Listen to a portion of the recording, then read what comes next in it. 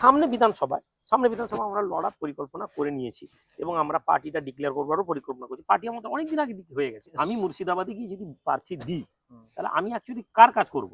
কেননা ওখানে হুমায়ুন কবিরের একটা ভালো হোল্ড হচ্ছে। আমাদের কিছু পঞ্চায়েতে আমাদের প্রার্থী জিতেছে, আমরা তৃণমূলকে অফার করেছিলাম যে ভাই আমাদের প্রার্থী আছে, আপনারা সমর্থন করুন, আমরা প্রধান বানাই। তৃণমূল পাওয়ারে আছে, ফলে তারা করেনি একদম, এবং অন ক্যামেরা বলছি। ফলে এই একই অফার আমাদের অন্যান্য অপোজিশন পার্টি ছিল, যারা সিপিএম এর ছিল, বিজেপি ছিল, যারা ছিল তাদের কাছেই অফার ছিল, তারা এই অফারটা কিন্তু চুজ করলো। ফলে আমি পলিটিক্সটা না কারোর জন্য করি না। মানে মুসলিম সমাজের একটা পিছিয়ে পড়া অশিক্ষিত সমাজ যারা, তারা বলছে ওই ভোটের জন্য, পয়সা কামানোর জন্য বলছে। তাদের বোঝা উচিত যদি সরকারের বিরুদ্ধে আমি ভোটে লড়ি, তাহলে আমি যদি আমার ঘাটটা আমি বিজেপির হাতে দিয়ে দিই, তাহলে আমি না লোকসভা আমাকে ভোটে লড়তে হতো, আমি লড়িনি। এটা প্রমাণ করছে যে আমি কারো হয়ে কাজ করি না। আমাদের কাছে ডেটা ছিল যে তৃণমূল এখান থেকে হারবে, এবং আমরা যদি ভোটে লড়তাম লোকসভা ভোটে, তাহলে কি হতো, তৃণমূলের পুরো সেলটা আমাদেরকে ইউজ করতো, তারা তাদের ব্যর্থতা আমাদের ঘাড়ে ফেলে দিত। এবং আপনার মতন একজন সাধারণ লোক যারা স্ট্রেট ওয়েতে পলিটিক্সটা বোঝেন, বলতেন এই যে আইমা ভোটের প্রার্থী দিল, এই জন্য মনে হয় পূর্ব মেদিনীপুর জেলার বিজেপি প্রার্থী জিতে গেল।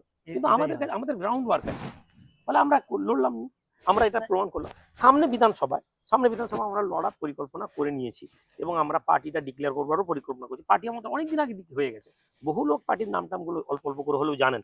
কিন্তু আমরা লড়তে কেন চাইছি না?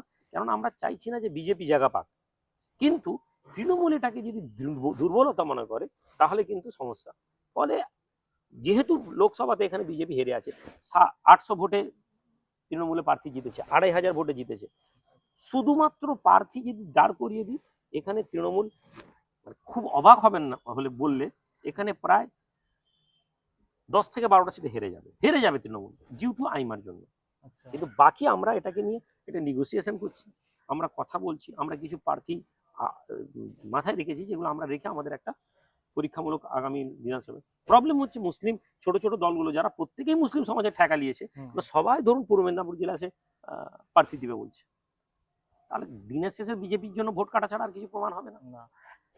অ্যাকচুয়ালি আমি মুর্শিদাবাদে গিয়ে যদি প্রার্থী দিই, তাহলে আমি অ্যাকচুয়ালি কার কাজ করব? আমি দিদির হয়ে কাজ করব। কেননা ওখানে হুমায়ুন কবিরের একটা ভালো হোল্ড হচ্ছে, এবং আমার সেখানে মেশিনারিজ থাকবে, আমার লোক থাকবে, আমার কথা হবে। আরে বাবা 10,000 ভোট না আসুক, 5,000 টাও আসবো, 4,000-এ হয়তো তৃণমূল হেরে যেত, আর আমার 5,000 ভোটটা কাটার জন্য হুমায়ুন কবির হয়তো জিতে যেত, সেখানে আমি 4,000 ভোট কেটে হুমায়ুন কবিরকে হারিয়ে দিলাম, তাহলে আমি কোথাও না কোথাও তৃণমূল হয়ে কাজ করছি।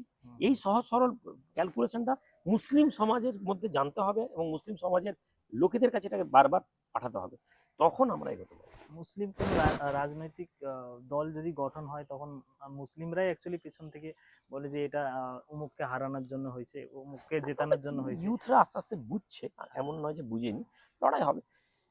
2010-এ চলে যান, আপনি 13-তে চলে যান, আমার ফেসবুকে 2010 থেকে আমার পেজের হিস্ট্রি আপলোড করা আছে। 2012-13-তে আপনি দেখবেন না পশ্চিমবঙ্গের কোনো মুসলিম লিডার রাজনীতির কথা বলছেন। সিদ্দিকুল্লাহ জুদ্দি সাহেব, যারা অলরেডি রেজিস্টার্ড, কোনো ইমাম, কোনো মৌলানা ডাইরেক্ট পলিটিক্সের কথা বলেছেন, এবং সেটা খুব বেশি নেই। আমি বলেছি, আমি 2013 থেকে কাজ করছি, এর মাঝে বহু মুসলিম লিডাররা অলরেডি পলিটিক্সে আসছেন, পার্টি বানাচ্ছেন, এটা ভালো জিনিস। তাহলে মুসলিম সোসাইটির যখন লিডাররাই আস্তে আস্তে সুইচ করবে, তখন জনগণও আস্তে আস্তে বুঝবে। আজকে দেখুন হুমায়ুন বাবু রাজনৈতিক চাল, কিন্তু সাকসেস।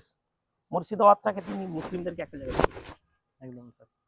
আমার পূর্ব মেদিনীপুর জেলা 5টা সিট সংখ্যালঘু ভোট, এবং যদি সেকুলার হিন্দু মানুষেরা এটা বুঝতে পারেন, এবং আমরা যদি প্রার্থীকে ঠিকঠাকভাবে আমরা তাদের কাছে নিয়ে যেতে পারি, এখানে 5-7টা সিট আমরা জিতা আমাদের জন্য খুব একটা অসম্ভব নয়। কেননা আমরা মুসলিম ভোটটা নিয়ে রাজনীতি করব না, আমরা মুসলিম প্রার্থী দিয়ে প্রার্থী করব না। তবে হ্যাঁ, এত বিজেপি 20 হিন্দু সমাজে ঢেলে দিয়েছে, যেটা খুব টাফ, কিন্তু সময় হলে বুঝে যাবে আমরা এটার উপর কাজ করে।